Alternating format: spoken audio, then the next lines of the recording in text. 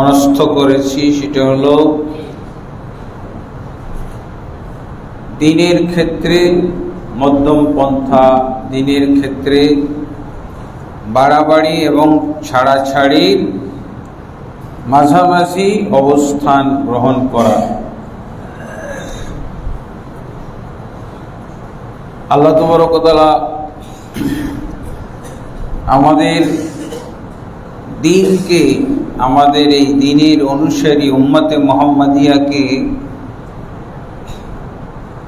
তাদের শরীয়ত সহকারে তাদের কিতাব এবং সুন্নাহ, আর এই কিতাব সুন্নাহর মধ্যে যে সমস্ত নিয়মাবলী, যে সমস্ত বিধিবিধান আল্লাহ দান করেছেন তার সম্পর্কে এক কথাই আল্লাহ বলে দিয়েছেন কি, কাযালিকা জাআলনাকুম উম্মাতান ওয়াসাতা, এভাবেই আমি তোমাদেরকে মধ্যমপন্থী উম্মত বানিয়ে দিয়েছি।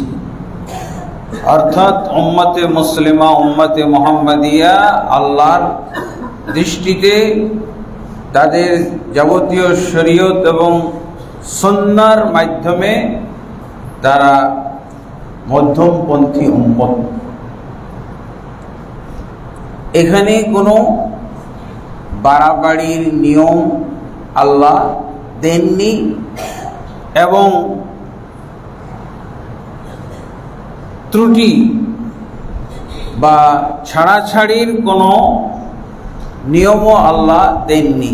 আল্লাহ যেভাবে আমাদেরকে শরীয়ত দান করেছেন এটা মধ্যম পন্থার উপরে কায়েম।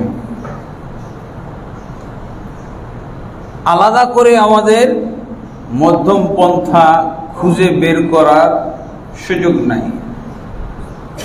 তারপরও আল্লাহ আমাদেরকে বলছেন যে যখনই কেউ বাড়াবাড়ি করবে জানতে হবে সে দ্বীনের গণ্ডি থেকে বের হয়ে গেছে। আল্লাহ যে দ্বীনের হুদুদ, দ্বীনের যে সীমারেখা, যে গণ্ডি বাতলিয়ে দিয়েছেন, এই দ্বীনের সীমারেখার থেকে বের হওয়ার কারণেই তার ভিতরে বাড়াবাড়ি পাওয়া যায়, তার ক্ষেত্রে ছাড়াছাড়ি পাওয়া যায়।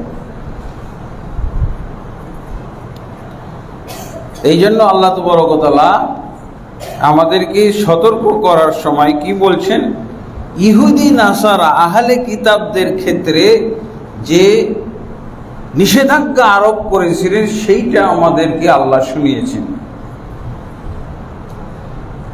উম্মতে মুহাম্মাদীর ক্ষেত্রে আল্লাহ বলেননি যে উম্মতে মুহাম্মাদী তোমরা গোলু করো না,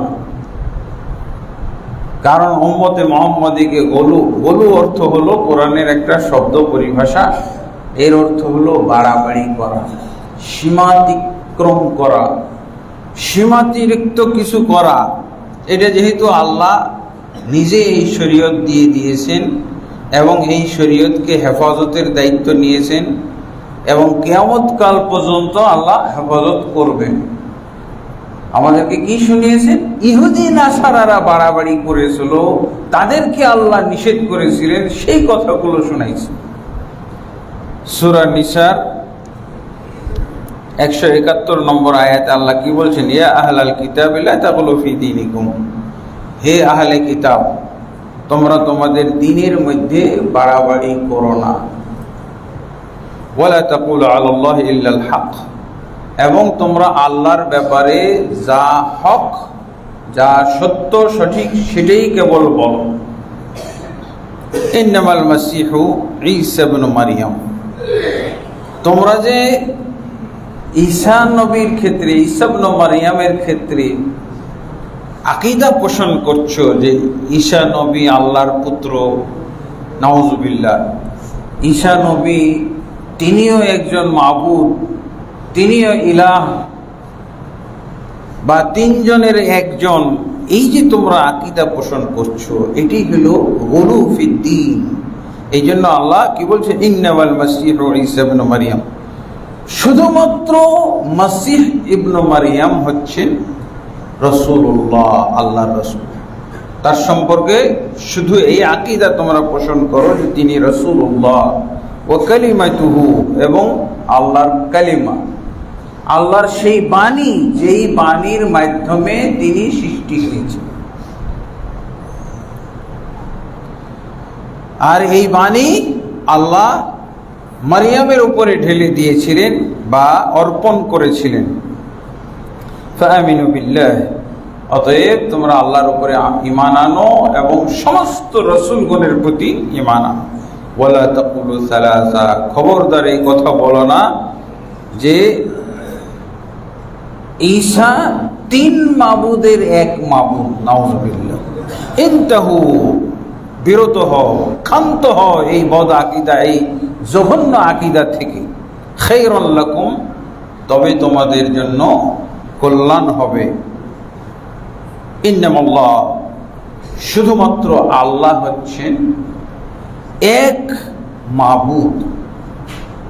সুবহানাহু, তিনি অতি মহান, অতি পবিত্র।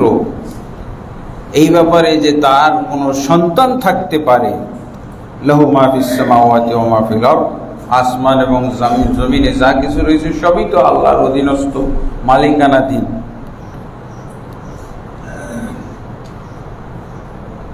এইভাবে আল্লাহ আহলে কিতাবদের গুলু সম্পর্কে বলছেন।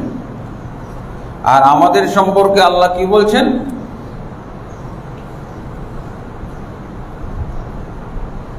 কাযালিকা জাআলনাকুম উম্মাতাম ওয়াসাতা, তোমাদেরকে আমি উম্মতে ওয়াসাত বানিয়েছি, মধ্যমপন্থী উম্মত করেই প্রেরণ করেছি। এই মধ্যমপন্থী উম্মত কিভাবে আমরা হব? মধ্যমপন্থী উম্মত হওয়ার জন্য আল্লাহ আমাদেরকে গাইড দিয়ে দিয়েছেন, গ্রন্থ দিয়ে দিয়েছেন, দিক নির্দেশনার জন্য আমাদেরকে কিতাব দান করেছেন। এর মধ্যে যদি আমরা সীমাবদ্ধ থাকি,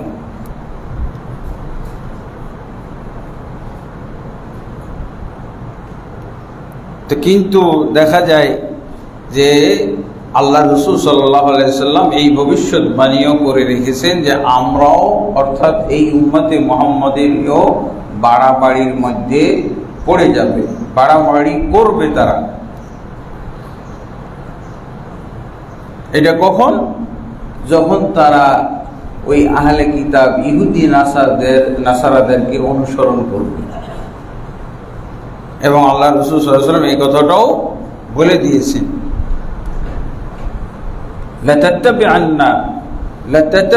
লাতাত্তাবিউন্না সানানা মান কানা ক্বাবলাকুম, কিন্তু এই কথাও চিরসত্য যে তোমরা অবশ্যই অবশ্যই তোমাদের পূর্ববর্তী উম্মত ইহুদি এবং নাসারাদেরকে অনুসরণ করবে, ইহুদি নাসারাদেরকে অনুসরণ করবে। এই জন্য দেখা যায় যে ইহুদি নাসারাদের মতোই এই উম্মতের মধ্যেও বাড়াবাড়ি অনুপ্রবেশ ঘটেছে এবং ঘটতে পারে, যতক্ষণ পর্যন্ত আল্লাহর নবীর মাধ্যমে যে গ্রন্থ প্রেরণ করেছেন, কিতাব প্রেরণ করেছেন, এবং সেই কিতাবুল্লাহর যে ব্যাখ্যা গ্রন্থ, ব্যাখ্যা সুন্নাতুন নবী, আহাদিসুন নবী, নবী সাল্লাল্লাহু আলাইহি ওয়াসাল্লামের বাণী এবং সুন্নাত আমরা আঁকড়ে ধরব, ততক্ষণ পর্যন্ত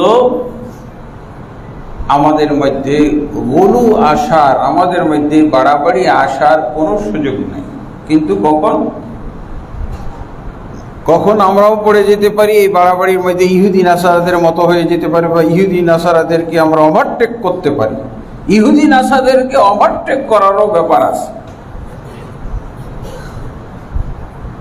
এই যে আয়াতটা আমি পড়লাম সূরা নিসার 171 নম্বর আয়াত, আমরা তো এখানে ওভারটেক করেছি। খ্রিস্টানেরা, ইহুদিরা, তারা ওজাইরকে আল্লাহর পুত্র বলতো, নাউযুবিল্লাহ। তারা দুই মাবুদে বিশ্বাসী ছিল, খ্রিস্টানেরা তিন মাবুদে বিশ্বাসী। আর উম্মতে মুহাম্মাদি অসংখ্য মাবুদে বিশ্বাসী,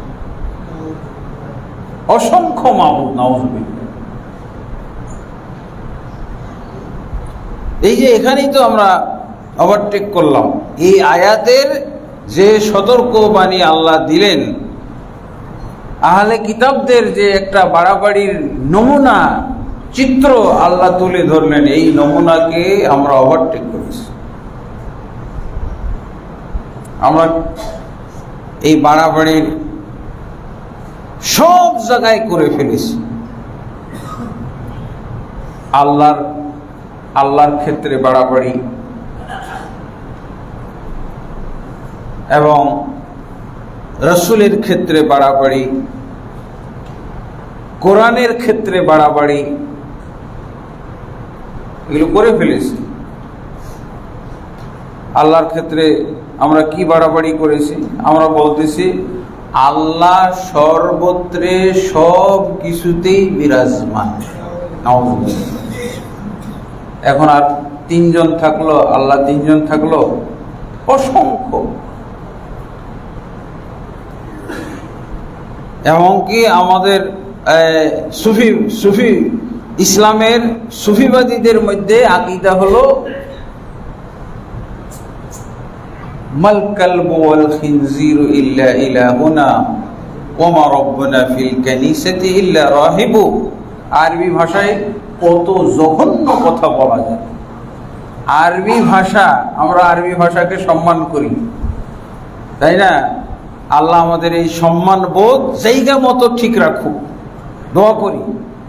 কিন্তু এই আরবি ভাষা দিয়ে যে এত জঘন্য আকীদা, এই ইহুদি খ্রিস্টানদের আকীদার চেয়েও জঘন্য আকীদা আমরা বলতে পারি, তার একটা নমুনা ইবনে আরাবী, সুফি সাধক। এর ব্যাপারে আমাদের বাংলাদেশে ঢাকা ইউনিভার্সিটিতে পিএইচডি ডিগ্রি করা লোক আমার সাথে দেখা করতে এসে তার পরিচয় দেওয়ার সময় বলছে, আমি ঢাকা ইউনিভার্সিটিতে পিএইচডি করেছি ইবনে আরাবীর উপরে। নাউযুবিল্লাহ। তাহলে আমি সেই দিন থেকে বুঝতে পেরেছি যে অজ্ঞতা দিয়েও পিএইচডি ডিগ্রি অর্জন করা যায়, অজ্ঞতার মাধ্যমে। অজ্ঞতা একটা ইউনিভার্সিটিতে চর্চা করা হইতে পারে, মূর্খতা চর্চা করা হইতে পারে ইউনিভার্সিটিতেও, যদি তার দ্বীনের ইলম না থাকে, যদি তার দ্বীনের ক্ষেত্রে আকীদা সঠিক না থাকে, তাহলে অজ্ঞতা। উনি কি বলছে? আল্লাহ তো সর্বত্রে এবং সব কিছুতেই বিরাজমান। এমন কি ব্যাখ্যা দিচ্ছেন মুসলিম ব্যক্তি, মুসলিম আরবি ব্যক্তি, সুফিবাদী ব্যক্তি বলছে মাল কালবু ওয়াল খিনজিরু ইল্লা ইলাহুনা। যেহেতু আল্লাহ সব কিছুতেই, সর্বত্রে সব কিছুতেই বিরাজমান, অতএব আপনি কুকুর শুকরকেও তুচ্ছ তাচ্ছিল্য করতে পারেন না। কেন? কুকুর শুকরও আমাদের মাবুদ। তাহলে কুকুর শুকরকে কেন আপনি সম্মান করবেন? কুকুর শুকরও তো মাবুদ আমাদের। যেহেতু আকীদাটা কি, আল্লাহ সর্বত্রে সব কিছুতেই বিরাজমান, তো কুকুরের মধ্যে, কুকুর সব কিছুর মধ্যে পড়ে না? কুকুর কি সর্বত্র মধ্যে পড়ে না? বলছে কুকুর এবং শুকরও সম্মানের পাত্র, সে আমাদের মাবুদ ছাড়া আর কিছু নয়। সব মাবুদ, কুকুর এবং শুকর মাবুদ আমাদের। ওয়া মা রাব্বুনা ফিল কানিসাতি ইল্লা রাহিবু। এবং গির্জার মধ্যে যে ওই পাদ্রী বা পুরোহিতকে দেখা যায়, এ আমাদের রব, এ আমাদের রব ছাড়া কিছু নয়। বুঝলেন? উদাহরণটা পাইছেন? উম্মতে মুহাম্মদের আকীদা।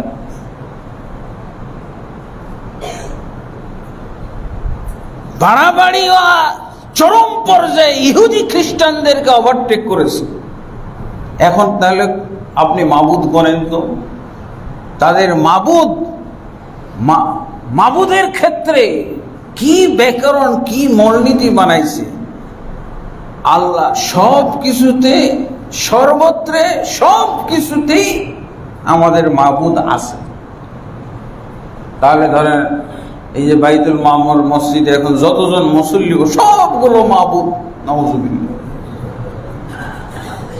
আবু ইয়াজিদ আল বুস্তামি, আমাদের দেশে ওকে বায়াজিদ বুস্তামি বলে, বায়াজিদ বুস্তামি, আরবিতে ওর নাম হলো আবু ইয়াজিদ আল বুস্তামি। জীবনে ওই লোকটা বাংলাদেশে আসে না, কিন্তু ওর মাজার আছে, বুঝেছে? নাউজুবিল্লাহ। ওর সম্পর্কে আকীদা কি?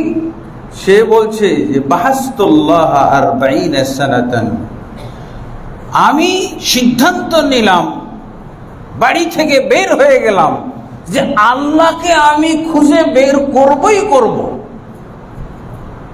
আল্লাহকে খুঁজে বের না করতে পারলে আমি বাড়ি ফিরব না।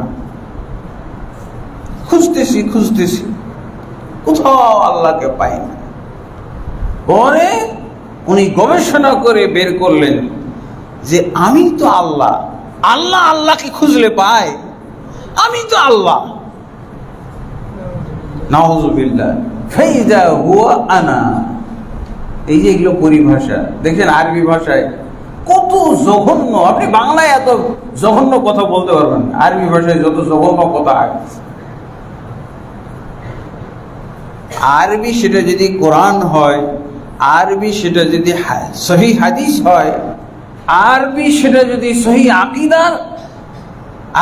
আকীদা ধারণকারী ইবারত হয়, সহি মানহাজের ইবারত হয়, তাহলে অবশ্যই এটা সম্মানের জিনিস।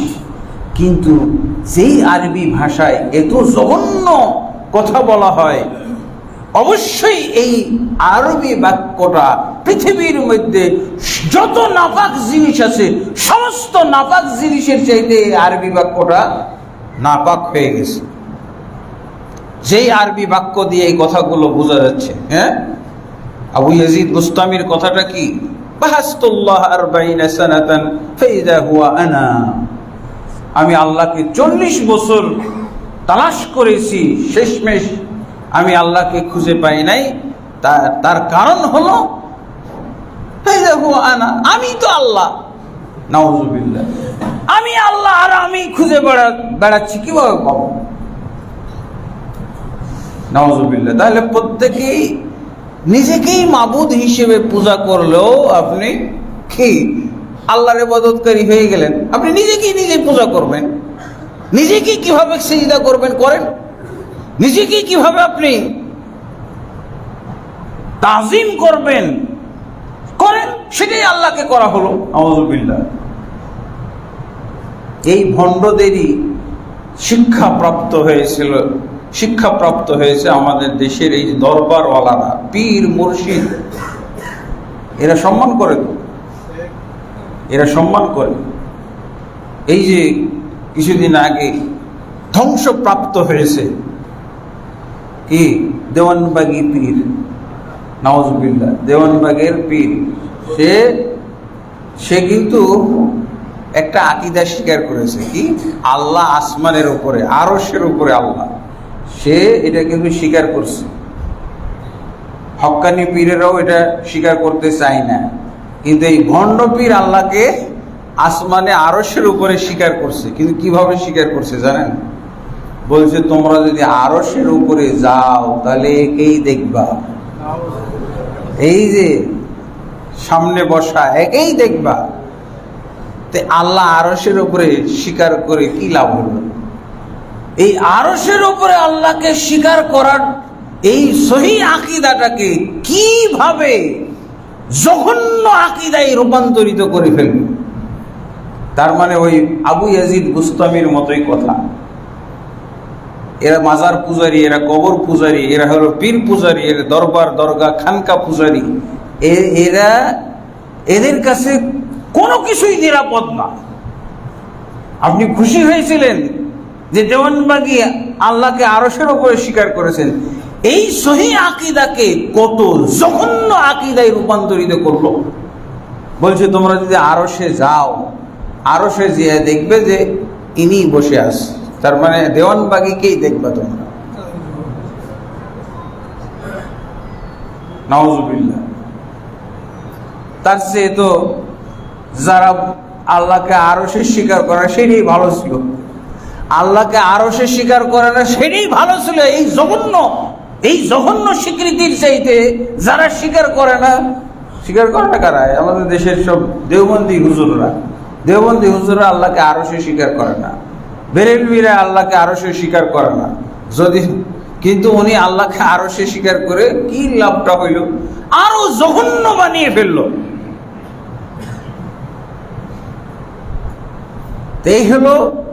এগুলো হলো, দেখেন আল্লাহ কোরআনে আমাদেরকে এত সতর্ক করেন, যত সতর্ক করেছে আহলে কিতাবদেরকে বা আহলে কিতাবদের মাধ্যমে, কিন্তু আমরা এর চেয়েও জঘন্য আকীদার মধ্যে পড়ে গেছি। আল্লাহ এরপরে সে তো আরো জঘন্য আকীদা বলতো, এই কথাগুলোরই সে লালন করত এবং এই কথাগুলো সে প্রচার করত। আনাল হক বলছে আমি সেই সত্য মাবুদ। আর একজন ইবনে মনসুর হাল্লাজ, সেও আমাদের দেশে ওয়াজ হয়, এগুলো ওয়াজ, এই ওয়াজ শুনতে যায়, এই ওয়াজ শোনার আয়োজন করে লক্ষ লক্ষ টাকা খরচ করে।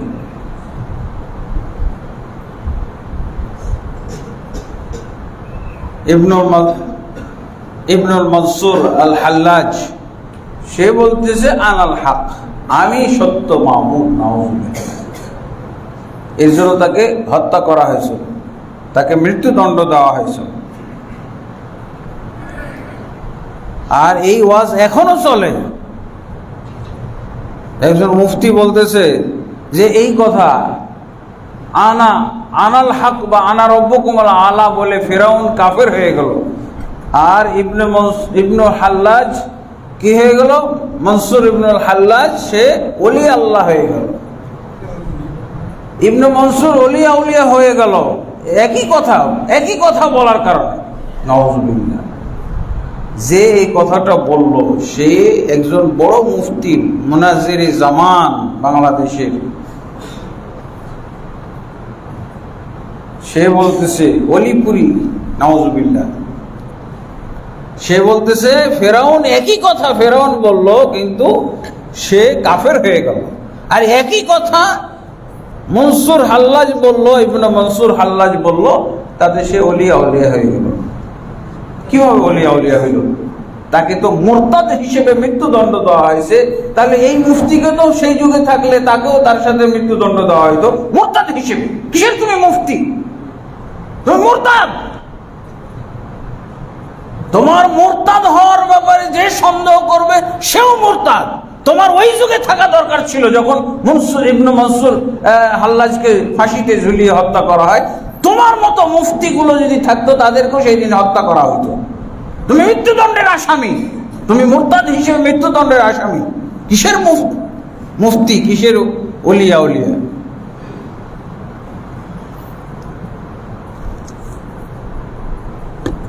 এগুলো হলো আল্লাহর ক্ষেত্রে বাড়াবাড়ি। আল্লাহর ক্ষেত্রে বাড়াবাড়ি আছে, আবার আল্লাহর ইবাদতের ক্ষেত্রেও বাড়াবাড়ি। আল্লাহর ক্ষেত্রে বাড়াবাড়ি এখানেই শেষ না, আল্লাহর ইবাদতের ক্ষেত্রেও বাড়াবাড়ি। এই ব্যাপারে তো আমরা হাদিস আপনাদেরকে শুনিয়েছি, অনেকবার শুনিয়েছি। 3 ব্যক্তির হাদিস। 3 ব্যক্তির হাদিসে কি বলা হয়েছে? এক ব্যক্তি বলল যে আমি সারা রাত তাহাজ্জুদ পড়ব। এই একটা হাদিস যদি আমাদের বাংলাদেশের মুফতি মুহাদ্দিসরা বুঝে যেত তাহলেই অনেক শিরক বেদাত কমে যেত।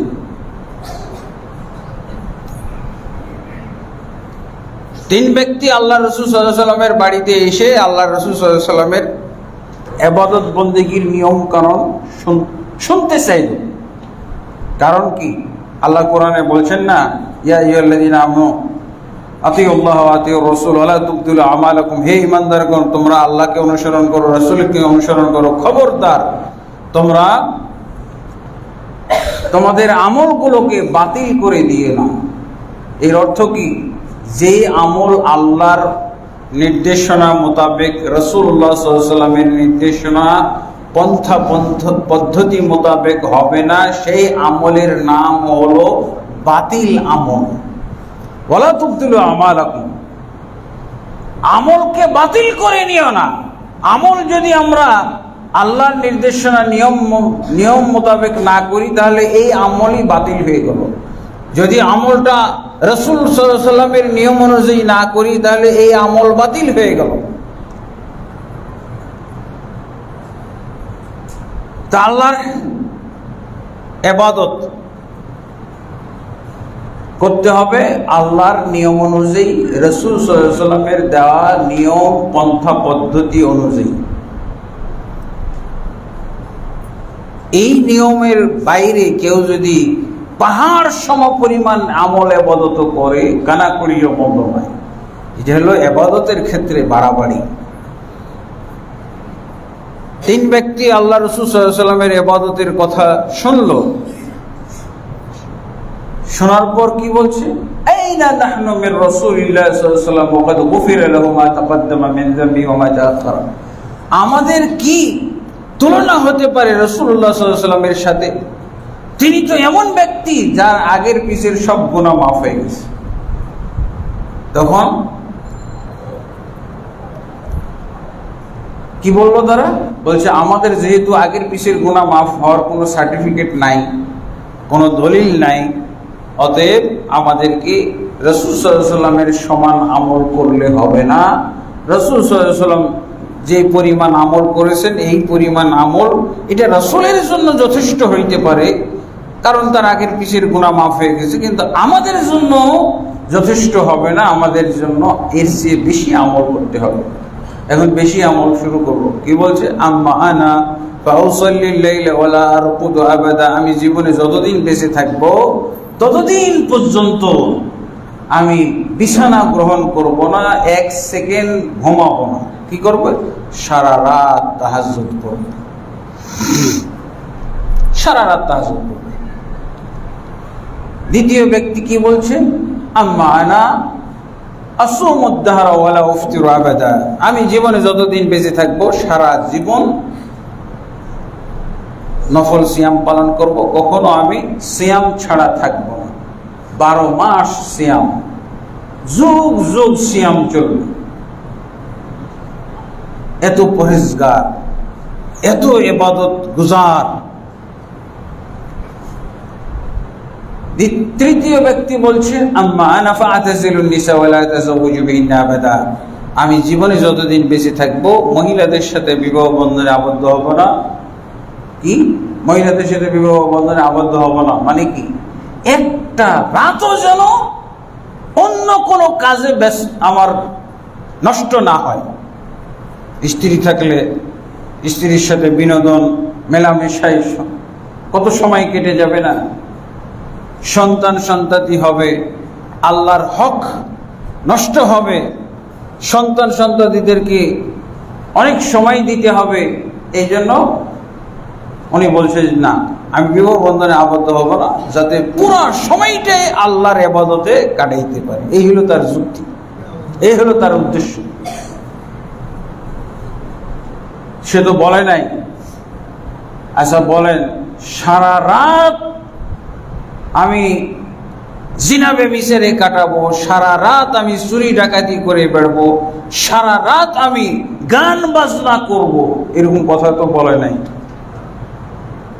খালি ইবাদত আর ইবাদত, শুধু ইবাদত আর ইবাদত, শুধু ভালো কাজ আর ভালো কাজ। কিন্তু আল্লাহ রাসূল সাল্লাল্লাহু আলাইহি ওয়াসাল্লাম এই তিনজনকে লক্ষ্য করে কি বলেছিলেন? আমা ওয়াল্লাহি লা ইন্নী আখশাকুম লিল্লাহি ওয়া আতকাকুম লাহু, জেনে রেখো আল্লাহর কসম করে বলছি, আল্লাহর সবচেয়ে পরহেজগার বান্দা, আল্লাহর সবচেয়ে তাকওয়া পরায়ণ বান্দা আমি। ওয়ালাকিন্নী উসাল্লি ওয়া আরকুদু, অথচ আমি রাত্রে সালাত পড়ি, তাহাজ্জুদ পড়ি এবং রাত্রি বেলায় ঘুমাই। আসুমু ওয়া আফতিরু, আমি দিনের বেলায় সিয়াম পালন করি, সিয়াম ছেড়েও চলি, সিয়াম ছাড়াও থাকি। 12 মাস আমি সিয়াম পালন করি না, ওয়া তাযাওযুজুন নিসা, এবং আমি মহিলাদের সাথে বিবাহ বন্ধনে আবদ্ধ হয়েছি। আল্লাহ রাসূল সাল্লাল্লাহু আলাইহি ওয়াসাল্লামের 9টা থেকে 11টা মতো বিবির তালিকা পাওয়া যায়। তারপরে আল্লাহ রাসূল সাল্লাল্লাহু আলাইহি ওয়াসাল্লাম বলছেন কি, ফামান রাগিবা আন সুন্নতি ফালাইসা মিন্নি, অতএব যে ব্যক্তি আমার সুন্নাহ বহির্ভূত, আমার তরিকা বহির্ভূত, আমার পন্থা পদ্ধতি বহির্ভূত ইবাদত করবে, ফালাইসা মিন্নি, এই সব ইবাদত বন্দেগীর রেজাল্ট হলো আমার উম্মত থেকে খারিজ। অথচ একজন সুদখোরকেও আল্লাহ রাসূল উম্মত থেকে খারিজ করেননি, কোনো ব্যভিচারীকেও খারিজ করেননি, কোনো ঘুষখোরকেও খারিজ করেননি, কোনো হত্যাকারীকেও দিন থেকে উম্মত থেকে খারিজ করেননি। কাদেরকে করেছেন? যারা ইবাদতের ক্ষেত্রে বাড়াবাড়ি করে রাসূল সাল্লাল্লাহু আলাইহি ওয়াসাল্লামকে ওভারটেক করেছে, এই ইবাদতের ক্ষেত্রে রাসূলকে ওভারটেককারীদেরকে আল্লাহ রাসূল সাল্লাল্লাহু আলাইহি ওয়াসাল্লাম উম্মত থেকে খারিজ ঘোষণা করেছেন দুনিয়াতে। নাউযুবিল্লাহ। শুধু এখানেই না, বরং আল্লাহ রাসূল সাল্লাল্লাহু আলাইহি ওয়াসাল্লাম অন্যান্য পাপীদের প্রতি ঘৃণা থাকলেও মহব্বতও করেছেন। আর ইবাদতের মাধ্যমে যারা আল্লাহ রাসূলকে ওভারটেক করে, তাদের ক্ষেত্রে আল্লাহ এমন পর্যন্ত বলেছেন, কি বলেছেন? লাইন আদরাকতুহুম লাকাতালতুহুম কাতলা আদ। এরকম একটা গ্রুপ আছে ইসলামে, বাতিল ফেরকা, 72টা বাতিল ফেরকার কথা আমরা শুনি না? একটা হলো নাজাত প্রাপ্ত, আর 72টা কি বাতিল ফেরকা। এই 72টা বাতিল ফিরকার মধ্যে সবচেয়ে ইবাদত গুজার বাতিল ফিরকা হলো খারেজি। আল্লাহ রাসূল সাল্লাল্লাহু আলাইহি ওয়াসাল্লাম এদের পরিচয়টাই এইভাবে দিয়েছেন, সাহাবীদের কাছে তাদের পরিচয় তুলে ধরেছেন। পরিচয়টাই ছিল ইবাদতগত পরিচয়। হে সাহাবায়ে কেরাম, এই উম্মতের মধ্যে সবচেয়ে বাতিল ফিরকা, সবচেয়ে জঘন্য ফিরকা, তাদের ইবাদতের বর্ণনা শোনো, তারা কিভাবে ইবাদত করে। লা তাহকিরান্না সালাতাকুম মা সালাতিহিম, তারা যেভাবে যত লম্বা চওড়া করে সালাত পড়বে, এদের সালাত দেখে তোমরা তোমাদের সালাতকে তুচ্ছ মনে করবে। ওয়া সিয়ামাকুম মা সিয়ামিহিম, এবং তোমাদের সিয়ামকে তাদের সিয়ামের কাছে তুচ্ছ মনে করবে। ইয়াকরাউনাল কোরআন, এবং তোমাদের চেয়ে অনেক বেশি কোরআন তেলাওয়াত করবে, তারা অনেক বেশি কোরআন তেলাওয়াত করবে। তাহলে আল্লাহ রাসূল সাল্লাল্লাহু আলাইহি ওয়াসাল্লাম কি বললেন? ইবাদতগত পরিচয় তাদের, এটা কি ইবাদতগত পরিচয়। আরো পরিষ্কারিতার দিক হইল, কোন একটা পাপ করাকে তারা নিজেরাও মনে করত যে ইসলাম থেকে খারিজ। জিনা করেছে, ইসলাম থেকে খারিজ।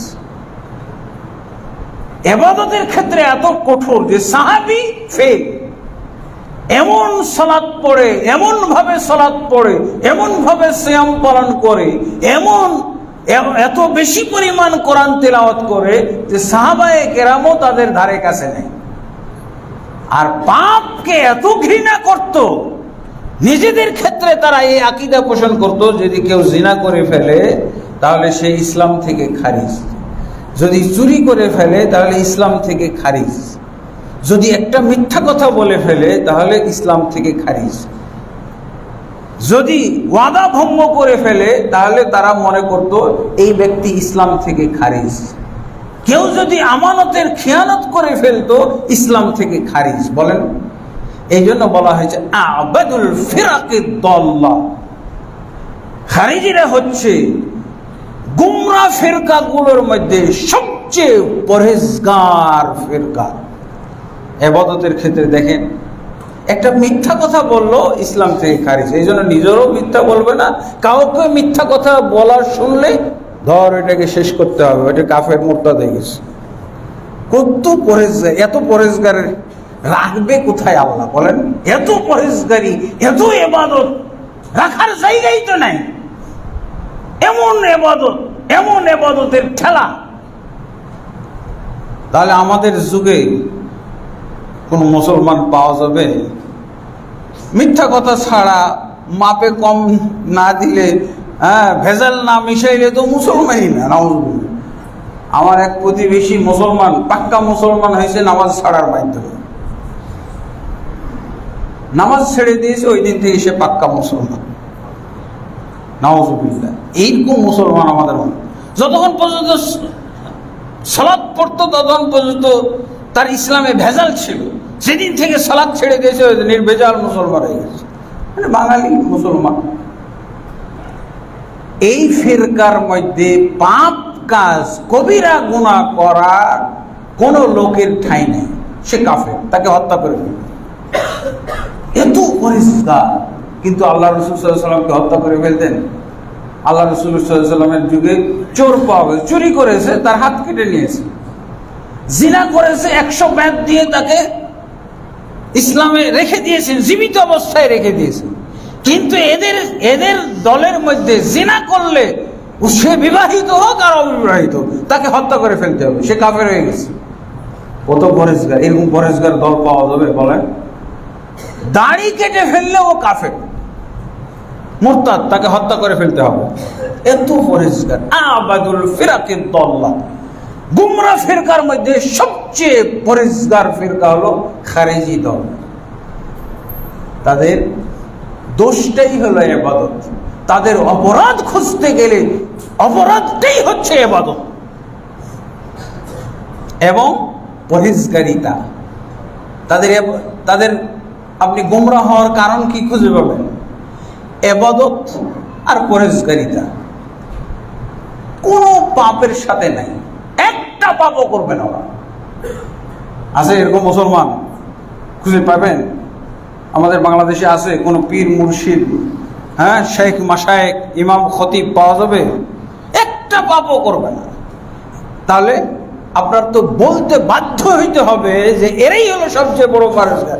এমনকি রাসূলের চাইতে বেশি পরেজগার। রাসূল সাল্লাল্লাহু আলাইহি ওয়াসাল্লামকে তারা উপদেশ দিয়েছিল, তাদের যে মুরব্বী, তাদের যে প্রধান দলের যিনি উৎস ব্যক্তি, সে রাসূলকে পরামর্শ ওয়াজ করেছিল, রাসূল সাল্লাল্লাহু আলাইহি ওয়াসাল্লামকে ওয়াজ করেছিল কি? হুনাইনের যুদ্ধে যখন গনিমতের মাল বন্টন করে, তখন সে খুব পর্যবেক্ষণ করে দেখতেছে রাসূল সাল্লাল্লাহু আলাইহি ওয়াসাল্লামের গনিমতের মাল বন্টন। এরপরে সে আর সহ্য করতে পারলো না, সে হক কথা বলে ফেলছে। এটা হক কথা? কি বলছেন? ইয়া মুহাম্মদ ইদিল ফাইন্নাকা লাম তা'দিল। মুহাম্মদ সাল্লাল্লাহু আলাইহি ওয়াসাল্লাম, আপনি ন্যায় বন্টন হচ্ছে না তো, আপনি চেষ্টা করেন ন্যায় বন্টনের। কম বেশ করে ফেলছেন কেন আপনি? কি কারণ, কি উদ্দেশ্যে আপনি এই বন্টনে কম বেশ করতেছেন? সেটা কি ও খারিজি বুঝবে নাকি, না রাসূল সাল্লাল্লাহু আলাইহি ওয়াসাল্লাম বুঝবেন? নতুন যারা ইসলামে প্রবেশ করেছে, আল্লাহ রাসূল চিন্তা করে একটু বেশি দেয়, তাহলে সে দৃঢ় হবে, শক্ত হবে যে আল্লাহ রাসূল আমাকে বেশি মহব্বত করছে। যদিও আমি নতুন মুসলমান, কিন্তু আমাকে দেখি বেশি মহব্বত করতেছে, আমাকে দুটো বেশি দিয়ে দিল, একটা ছাগল বেশি দিয়ে দিল। আল্লাহ রাসূল সাল্লাল্লাহু আলাইহি ওয়াসাল্লামের বুঝ আর ওই খারিজির বুঝ, ওই খারিজির কাছে কি কখনো জিবরিল আসে নাকি? খারিজির আমলের ব্যাপারে কোনো দিক নির্দেশনা আল্লাহর কাছ থেকে আসে? সে নিজে পর্যবেক্ষণ করে তাকিয়ে দেখছে, অনেকক্ষণ দেখার পর আর সহ্য হলো না, বলেই ফেললো, হে ইয়া মুহাম্মদ ফাইন্নাকা লাম তা'দিল, হে মুহাম্মদ আপনার বন্টনটা ঠিক হচ্ছে না, আপনি ঠিক করুন বন্টনটা। তারপরে আরেক হাদিসে এসেছে, হাযিহি কিসমাতুন লাম ইবতাগা বিহা ওয়াজহুল্লাহ, মুহাম্মদ আপনি যেই বন্টনটা করছেন এই বন্টনে কিন্তু আল্লাহ খুশি না। কি তোর কাছে ওহী আসছে নাকি? জিবরিল আসলো, হাযিহি কিসমাতুন লাম ইবতাগা বিহি ওয়াজহুল্লাহ, এটা এমন একটা বন্টন হচ্ছে যেই বন্টনের প্রতি আল্লাহ খুশি নন। নাউযুবিল্লাহ। হ্যাঁ, তাদের পরহেজগারিতার কারণে এইরকম দাবি করে কথা বলতো তারা। কত তাহলে তাদের সবচেয়ে জঘন্য ধরনের অপরাধ এবং সবচেয়ে জঘন্য ধরনের গুমরাহি এসেছে ইবাদত গুজারি থেকে। পরহেজগারির মাধ্যমে, ইবাদত গুজারির মাধ্যমে যেই গুমরাহি তারা উপার্জন করেছিল, এই গুমরাহি আর কোনো ভ্রান্ত দল অর্জন করতে পারে না। এই জন্য আল্লাহ রাসূল সাল্লাল্লাহু আলাইহি ওয়াসাল্লাম বলছিলেন কি, এটা হলো পুরোপুরি রাসূলকে ওভারটেক করার জন্য কি লাগে জানেন? ইবাদত লাগবে, পরহেজগারিতা লাগবে। আপনি দুনিয়াবি কাজ করে কম্পিউটার করে ফেলেছেন, আপনি মহাকাশ যান, অত্যাধুনিক মহাকাশ যান করে রাসূলের বিরোধিতা করবেন, এটা সম্ভব নয়। আল্লাহর রাসূলের বিরোধিতা করতে হলে ইবাদত লাগবে। সেই প্রত্যেকটা ইবাদতে তারা আল্লাহর রাসূল সাল্লাল্লাহু আলাইহি ওয়াসাল্লামকে ওভারটেক করেছে। এই জন্য আল্লাহ রাসূল কি বলেছিলেন? লাইন আদরাকতুহুম লাকাতালতুহুম কাতলা আদ। যদি আমি এই পরহেজগার লোকগুলোকে পেয়ে যায় আমার জীবনে, আমার জীবদ্দশায় যদি এই পরহেজগার লোকগুলোকে পাই, আল্লাহ রাসূল তো ভবিষ্যৎবাণী করলেন, এখনো তারা গ্রুপ আকারে বের হয় নাই।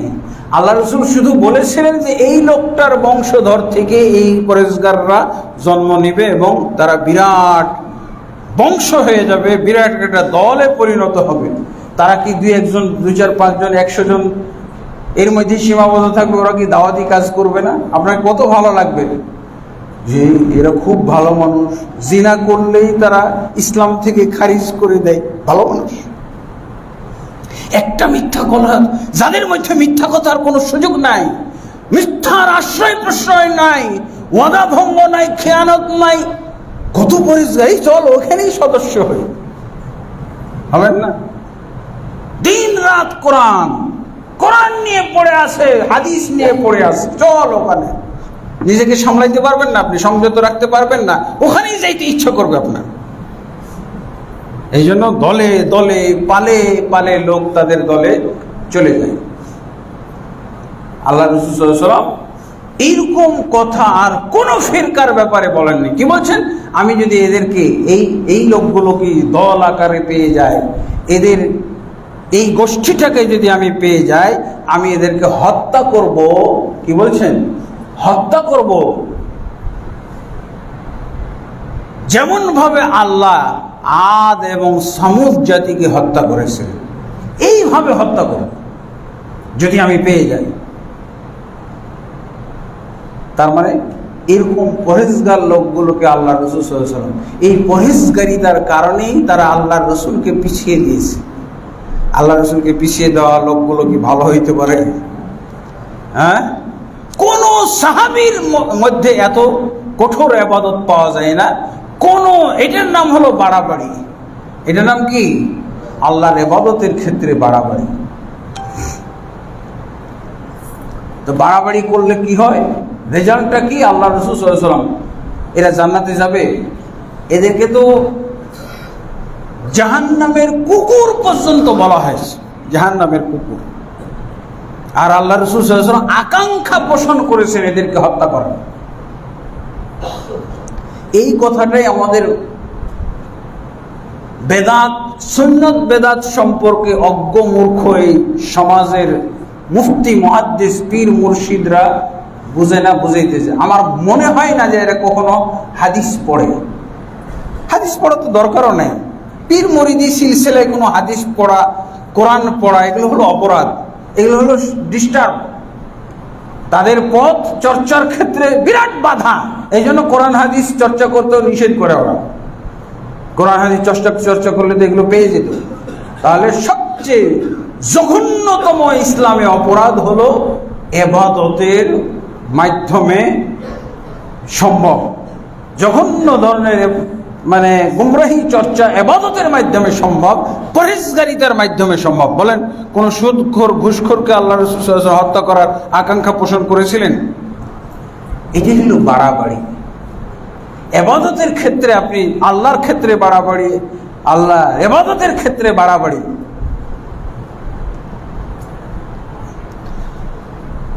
আর আমরা যদি রাসূলুল্লাহ সাল্লাল্লাহু আলাইহি ওয়াসাল্লামকে আদর্শ এবং মাপকাঠি হিসেবে মেনে নেই, তাহলে আমার বাড়াবাড়ি আর ছাড়াছাড়ি কিছু দেখার দরকারই নেই।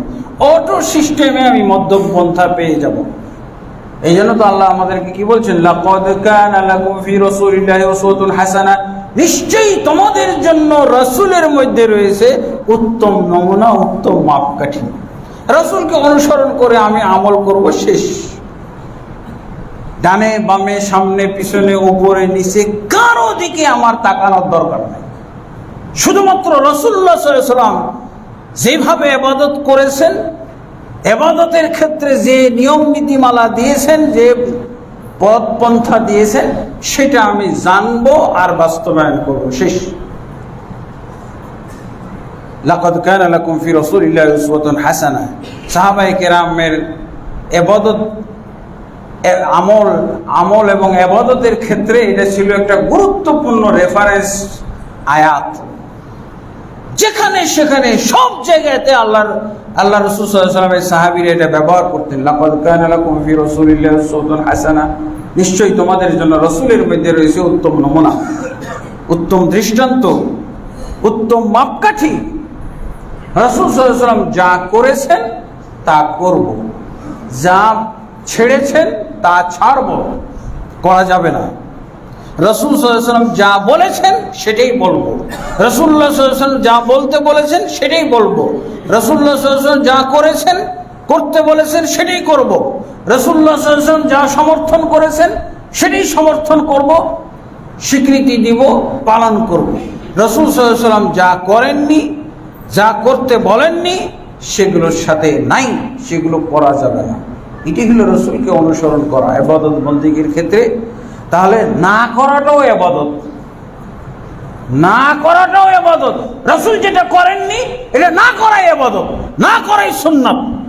কিন্তু বেদাতীদের মাথায় ধরে না, হ্যাঁ, বেদাতীদের মাথায় ধরে না, আমি করব না, এটা আবার সুন্নত হবে কি? হ্যাঁ, এটাই সুন্নত। এরকম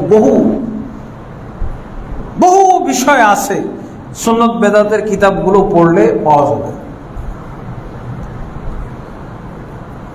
তো ইবাদতের ক্ষেত্রে এই যে বাড়াবাড়ি করা যাবে না, ইবাদতের ক্ষেত্রে বাড়াবাড়ি করা নিষিদ্ধ, এই ব্যাপারে সহিহ হাদিস হলো এটা, যেটা আমরা প্রায় বলে থাকি, আজকেও বললাম। এই হাদিসটা মুখস্থ করতে হবে, সূরা ফাতিহার মতো মুখস্থ করতে হবে। এরপরে দেখা যাবে ছাড়াছাড়ির ব্যাপারেও দেখা যায় আল্লাহর ক্ষেত্রে বদ আকীদা তৈরি হয়েছে। দেখেন না, ছাড়াছাড়ি। আল্লাহ রাসূল সাল্লাল্লাহু আল্লাহ সম্পর্কে কি বললো? একটা আকীদা, পীর মুরিদ, লক্ষ লক্ষ মানুষ ওদের মুরিদ হয়, ওয়াজ শুনে, কথা শুনে। কি আল্লাহর ধন রাসূলকে দিয়া আল্লাহ গেলেন গায়েব হইয়া। এটা কি বাড়াবাড়ি না ছাড়াছাড়ি? আল্লাহকে বেকার বানাই দাও, আল্লাহ অবসরে চলে গেছে। এটা কি? এই বাংলাদেশের তথাকথিত একজন পীর। এই লোকটা নাকি ধর্মীয় কোনো ব্যক্তি হইতে পারে।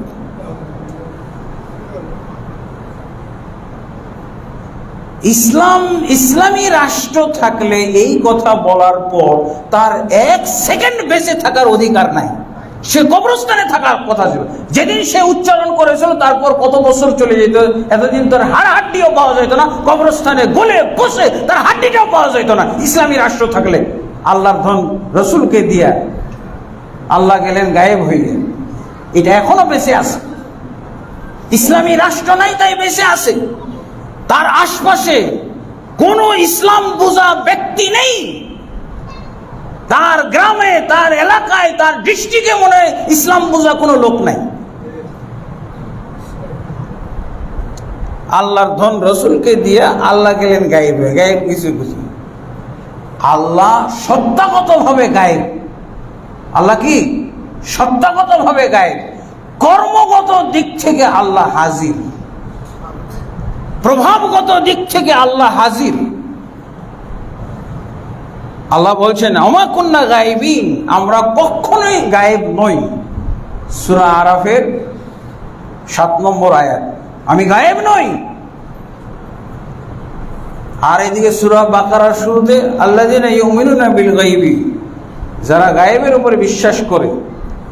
গায়েবের মধ্যে আল্লাহকে আমি দেখি নাই, তারপরও আল্লাহকে বিশ্বাস করি। কিন্তু আল্লাহ গায়েব নয়, আল্লাহর সত্তা গায়েব, কিন্তু আল্লাহর কাজ কর্ম কি গায়েব নাকি? এই আসমান আপনি দেখতে পান না, এই জমিন আপনি দেখতে পান না? আল্লাহর অসংখ্য সৃষ্টি আপনি দেখতে পান না? আপনি নিজেকে আপনি দেখতে পান না? এই যে কর্মগত দিক থেকে আল্লাহ হাজির। আল্লাহ বলছেন অমা কুন্না গায়েবিন, আমি গায়েব নই। আর ও ডাইরেক্ট বলছে গায়েব হয়ে গেছে। আর আল্লাহর কি সত্তা, আল্লাহর ধনভাণ্ডার।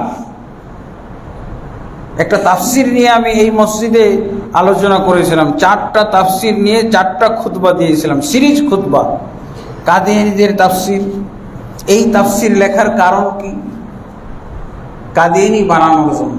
অতএব এটা হলো মুরতাদ বানানোর তাফসির। আর এটা হলো এই যে আল্লাহর ধন রসুলকে দিয়া আল্লাহ গেলেন গায়েব হইয়া, সেই তাফসির। একটা তাফসির দেখাইছিলাম, বেরেলভিদের তথাকথিত বাংলাদেশের সুন্নি মুসলমানদের লেখা তাফসির। সেটাতেই লেখা আছে। ওই বেদাতি মুফতি পাইল কোথা থেকে? ওদের তাফসিরে লেখা আছে আল্লাহ তাবারক ওয়া তাআলা তার যাবতীয় তার সমস্ত জগতের দায়ী দায়িত্ব তার ওলি আউলিয়াদেরকে হস্তান্তর করে দিয়েছেন। এই জন্য সে গজল বানাইছে ওইটা, তাদের তাফসিরে লেখা। এই জন্য তো এই মুরতাদ। তাহলে এই তাফসির পড়লে মুরতাদ হয়ে যাবে না? ওর গ্রুপের লোকেরাও তো তাকে মুরতাদ বলেছিল, যখন বলেছিল আল্লাহ ধন রাসূলকে দিয়া, আল্লাহ গেলেন গায়েব হইয়া। তার মানে আল্লাহ অবসরে চলে গেছেন। আবার রাসূলকে যে ধন দেওয়া হলো, সেই ধন আবার রাসূলের কাছে থাকলো না, রাসূলের কাছেও থাকলো না।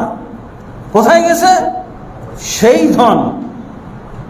রাসূলের ধন খাজা পাইয়া শুয়ে আছেন আজমিরে।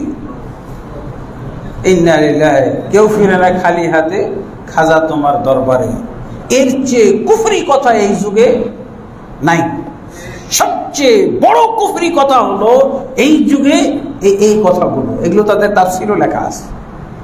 ওই তাফসিরটা এখানে আলোচনা করা হয়েছে। তাফসির এখানে দেখিয়ে দেখিয়ে আমি আলোচনা করেছিলাম যে এই তাফসির যারা পড়বে, যারা বুঝবে, যারা আমল করবে, তারা সবাই মুরতাদ, সবাই কাফের, কোনো সন্দেহ নাই। যে সন্দেহ করবে তারাও কাফের। আবার পুনরাবৃত্তি হইল। ওরা তো প্রতিটা ডিস্ট্রিক্ট থেকে 5টা করে মামলা দেওয়ার হুমকি দিয়েছিল, কিন্তু আল্লাহ তাদেরকে দমন করেছিলেন। যখন খুব গরম, ওই সময় আল্লাহ করোনাকে শক্তিশালী করে দিলেন, লকডাউন হয়ে গেল, সব ঠান্ডা। আল্লাহর পক্ষ থেকে এটা না সাহায্য। হকের পক্ষে আল্লাহর সাহায্য করেন যুগে যুগে, তা এখনো আমরা অনুভব করছি। এই মেম্বরে দাঁড়িয়ে অনুভব করছি সারা বাংলাদেশের বেদাতিরা কিভাবে খেপে গেল, কতবার খেপলো। আল্লাহ প্রতিবারই বেদাতিদেরকে আল্লাহ দমন করেছে। আল্লাহ কি বেদাতির চাইতে শক্তিশালী হইতে পারেন? এত জঘন্য জঘন্য কথাগুলো প্রতিবাদ এই মেম্বার থেকে হইতে হবে। দেখার বিষয় না আমার পক্ষে কে আছে না আছে, এগুলো দেখারও আমি চিন্তা করি না। গোটা দুনিয়ার মানুষ বিপক্ষে চলে গেল, এই মেম্বরে এই কথাগুলো হবে। এই হক কথা মেম্বার থেকে প্রচার হবেই, হইতেই হবে। এই মুখ দিয়ে যতক্ষণ পর্যন্ত জীবিত আছি বের হইতেই থাকবে ইনশাআল্লাহ। কিসের বেদাতি?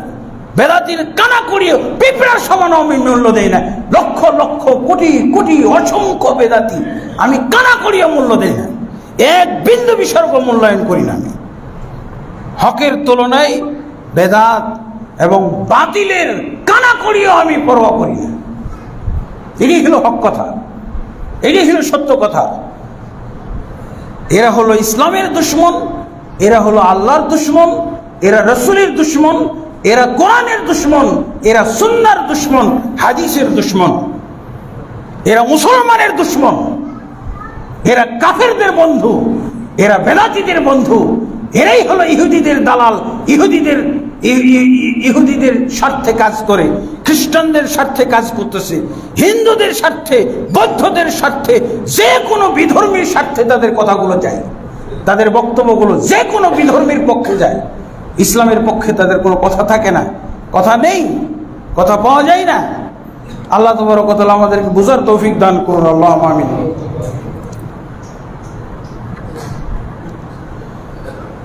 তো গুলুর আরো দিক আছে। রাসূল সাল্লাল্লাহু আলাইহি সাল্লাম সম্পর্কে গুলু, রাসূল সাল্লাল্লাহু আলাইহি সাল্লাম সম্পর্কে, আল্লাহ সম্পর্কে যেমন গুলু, রাসূল সম্পর্কেও আমরা গুলু করে থাকি, তাকসীর করে থাকি। আল্লাহ রাসূল সাল্লাল্লাহু আলাইহি সাল্লাম সম্পর্কে কি ইদানিং আমরা একটা বিতর্ক চলতেছিল, বিতর্ক চলছে কি রাসূলুল্লাহ সাল্লাল্লাহু আলাইহি সাল্লাম নাকি জন্মের থেকেই নবী। আরে মুহাম্মদ সাল্লাল্লাহু আলাইহি সাল্লাম তো পেটে ছিলেন, পেটে থাকতো নবী। নবী এটা তো যেদিন, এটাই হলো হক কথা। আল্লাহ তাবারক ওয়া তাআলার সিদ্ধান্ত তো অনেক পুরান সিদ্ধান্ত, আসমান জমিন সৃষ্টির আগের সিদ্ধান্ত, কে নবী হবে, কে নবীর উম্মত হবে। একটা হক কথা কি আপনারা শুনবেন, মুখস্থ করবেন? যেদিন আসমান জমিন সৃষ্টির আগে 50,000 বছর আগে সিদ্ধান্ত হয়েছে মুহাম্মদ সাল্লাল্লাহু আলাইহি ওয়াসাল্লাম আখেরি নবী হবে। আর আমি আকরামুজ্জামান আজকে যে মেম্বরের উপরে খুতবা দিচ্ছি, আমি আকরামুজ্জামান সেই দিনই আল্লাহর সিদ্ধান্ত হয়েছিল, সেই দিনই যে আমি আকরামুজ্জামান মুহাম্মদের উম্মত। যেদিন মুহাম্মদ সাল্লাল্লাহু আলাইহি ওয়াসাল্লাম নবী হয়েছিলেন, নবী হওয়ার সিদ্ধান্ত আল্লাহ নিয়েছিলেন, সেদিনই আমি আকরামুজ্জামান আজকের এই মেম্বরের খতিব, আমি উম্মত ছিলাম সেদিন। মুহাম্মদ যেদিন নবী, সেদিনই আমি উম্মত ছিলাম। কিরে পাগল, এর মধ্যে কি পালি তুই? আমার উম্মত হওয়ার স্বীকৃতি দিবি না তুই? এখানে তারা গুরু খুঁজে বেড়ায়, বাড়াবাড়ি কোথায় আছে, বাড়াবাড়ির দিকটাই শুধু খুঁজে। এখন তুই দেখ, নবী যেদিন, মুহাম্মদ সাল্লাল্লাহু আলাইহি ওয়াসাল্লাম যেদিন নবী হয়েছিলেন, সেদিনই আমি উম্মত ছিলাম। কেমন লাগতেছে তোর? এই হক কথা, তুই এই হক কথা থেকে সরার কোনো উপায় আছে? এই হক কথা অ্যাভয়েড করার কোনো উপায় আছে? এটা বাড়াবাড়িমূলক কথা।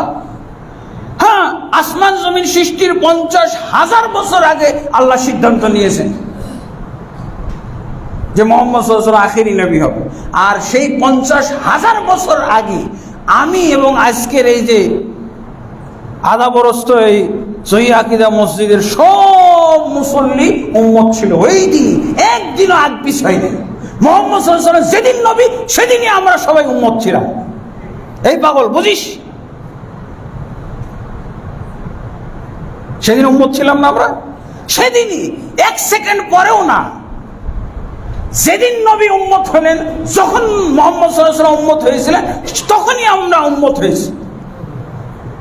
এটা হলো আল্লাহর আজালি ব্যাপার, আল্লাহর সিদ্ধান্তগত ব্যাপার। কিন্তু বাস্তবে কি ঘটেছে এইটা নিয়ে কথা বল। কিন্তু ওরা এইটা নিয়ে